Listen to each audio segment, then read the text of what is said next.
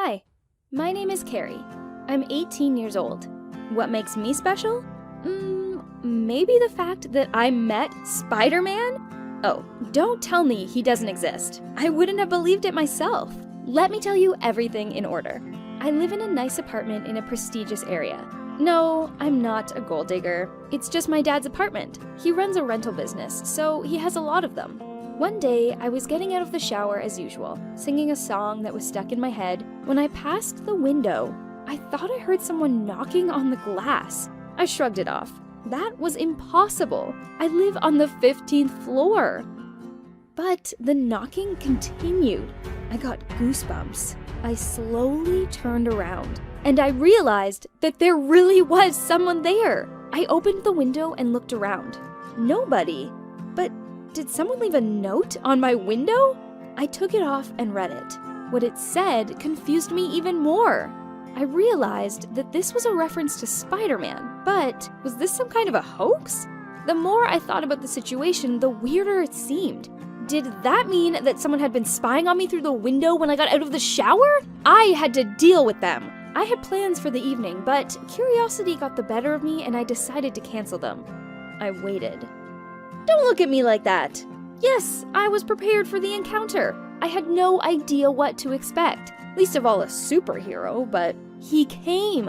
I couldn't believe my eyes. He came down on his web and started doing tricks.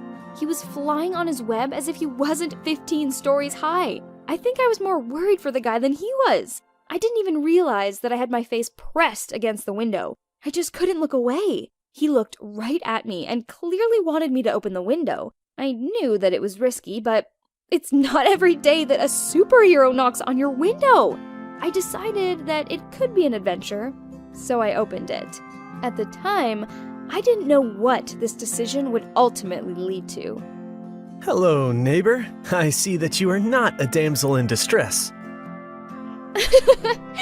Oh, you're talking about the bat. What did you expect, spying on me like that? Heroes don't do that.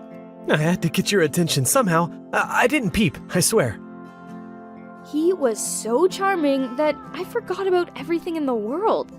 He asked a lot about me, what I do, what I love. Nobody had ever been so interested in me, but he didn't even tell me his name.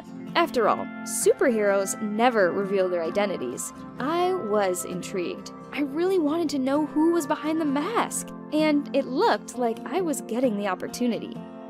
I could take off the mask, if only... What do I need to do? Will you open the window for me tomorrow? He asked me out on a date. It was like I was in a superhero movie, and I couldn't wait to find out what would happen next. I spent the whole day getting ready. I decided to cook dinner.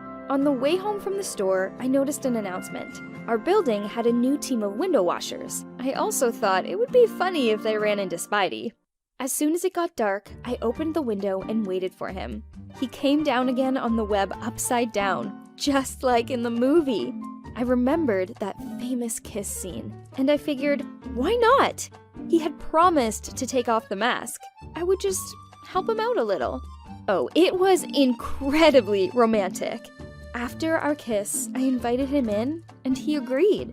I had forgotten about dinner, fully getting into the role of the superhero's girlfriend. Now will you take the mask off for me? Yes, but you have to turn off the light. I cannot reveal my identity. Well, of course, with great power comes great responsibility. I didn't want to spoil the superhero image, so I turned off the light, and our date continued. If only I had known how it all would end. In the morning, I woke up from being cold. Spidey was gone and the window was open.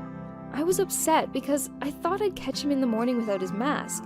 Besides, I didn't know if I'd see him again. But then I looked at my watch and realized that I was late. I quickly packed up and ran out of the bedroom. I had to go. Then the doorbell rang. Hello, ma'am. A number of robberies have occurred in your building. Are you missing anything? Nope. Everything's fine. I had a date last night, so... Ma'am, are you sure? I didn't understand what he was hinting at. I had been home the whole time, and not even alone. If I had been robbed, I definitely would have noticed. But the policeman looked around my living room with a curious look on his face, and I started to doubt that everything was okay. I turned around, and I was shocked by what I saw. How could this have happened? All of my valuables were gone. It was like a hurricane had torn through my apartment. The robbers even took the jewelry that I had on yesterday. I usually sleep hard, sure, but why didn't Spidey wake up from the commotion? Maybe that's why he ran away early in the morning? He saw the mayhem and thought that I would accuse him of theft. Wait, I remembered that announcement. I left the window open all night, and our building had a new team of window cleaners. It was probably them. It all made sense. They were coming down from the roof on a platform and taking advantage of the fact that people didn't close their windows. It's because of people like that that we need a hero like Spidey. Yes, ma'am, we think so too. A couple of days ago, a new window cleaner started working for you. Your neighbors mentioned a guy dressed like Spider-Man who was playing with their children. I was speechless. I was sure that I was the only one who had met a superhero, but it turned out that he had had time to meet the other neighbors. He had convinced each of them to leave their windows open at night and then came into their apartments and took their valuables. No one had seen him without a mask. Everyone just remembered the Spider-Man costume. He was never caught. The guy turned out to be quite secretive and clever. I couldn't believe that I had been deceived like that. Dad was furious, of course. He lectured me for a long time about the jewelry and all sorts of little things that he had given me. Oh, I should have believed J. John James! As you can see, I really did meet a superhero, but it wasn't as cool as in the movies. My advice to you? If someone knocks on your window, just don't open it. Thank you for listening to my story.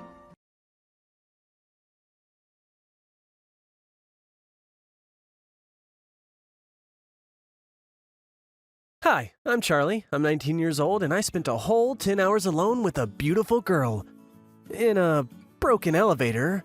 It was enough time to overcome our insecurities and show each other our best side.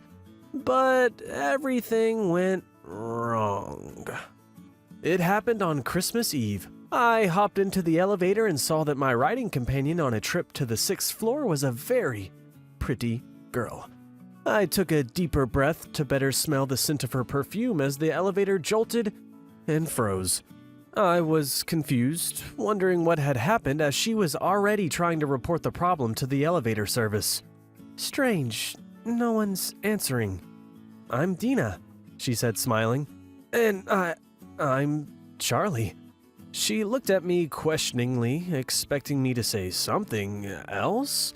But absolutely nothing crossed my mind. Time passed and I continued to be silent, trying to look completely at ease as if I were not embarrassed by the awkward silence. I really wanted to get to know her better. When would I ever get another chance like this? I just couldn't figure out where to start. She spoke first. This is taking a long time. I hope we'll be out in time for the holiday. I heard that someone once spent 42 hours in a broken elevator. I fell silent when I saw her looking at me with frightened eyes. What was I doing? I'm a complete moron! An hour passed. After 2, we were sitting on the floor with backs propped against the not-so-clean elevator walls. After 4 hours, we were rummaging through all of our belongings in search of at least some kind of food. After 5 hours, we split a piece of candy that Dina found in her bag. After 6 hours, we felt like we had known each other for about 100 years. At this very cool moment of our imprisonment, I suddenly realized that more than anything, even more than Dina, I wanted only one thing. I urgently needed a toilet. Dina noticed that something was wrong with me. I didn't want to talk, but I couldn't hold it anymore. She quickly pulled an empty water bottle out of her bag. Here you go. Do it. I shook my head. I couldn't do it in front of her. Yes, come on. There will only be a real problem if I have to go. A bottle's not going to save me. Take it, and I will turn away. I tried, but nothing worked. It seemed like it was already up to my ears, but I could not squeeze a single drop out of me. You will hear! I can't! Dina put on her headphones, but that didn't work either. Then she turned on some loud music on her phone so that I would be distracted. So, standing in the far corner of the elevator with my back to Dina, while a relaxing Sting song was playing, I finally did it! I put the lid on the bottle and bashfully put it behind my backpack. I was about to thank her when the elevator started moving again. The doors opened and we were released. We were almost gone when we heard a loud scream from the technician. "Guys, you forgot your lemonade!" I had to go back for that damn bottle. I never got Dina's number. It was somehow a little awkward after that. So that's when we parted ways. Thank you for listening to my story.